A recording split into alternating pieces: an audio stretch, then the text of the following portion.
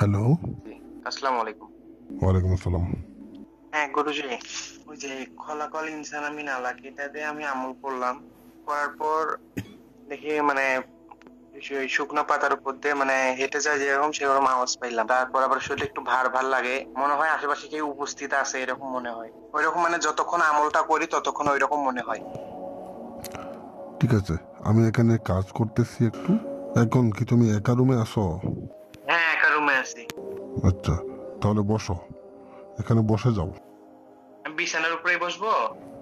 হ্যাঁ, বসে যাও। হ্যাঁ, বসছি। নামাজের শুরুতে চোখ বন্ধ করে পশ্চিমমুখী হয়ে বসে থাকো। ঠিক আছে, চোখ বন্ধ করো। ঠিক আছে।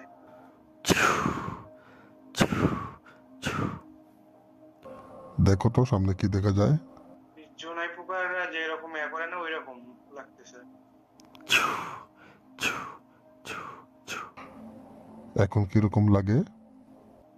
এখনো ঐরকমই আছে।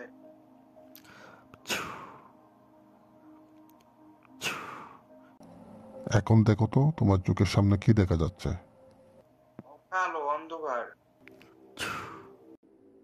কোনো আলো দেখতে পাচ্ছ? জি না। দেখো, সামনে দেখো। মনে হয় একটা কিছু মানে আসতেছে আমার দিকে থেকে। কত দূরে? একটু দূরে। সামনে কি দেখা যায়? এখন আবার কিছু নাই। দেখো দেখো, এখন কি দেখা যায়? এখন কিছু দেখা যাচ্ছে না।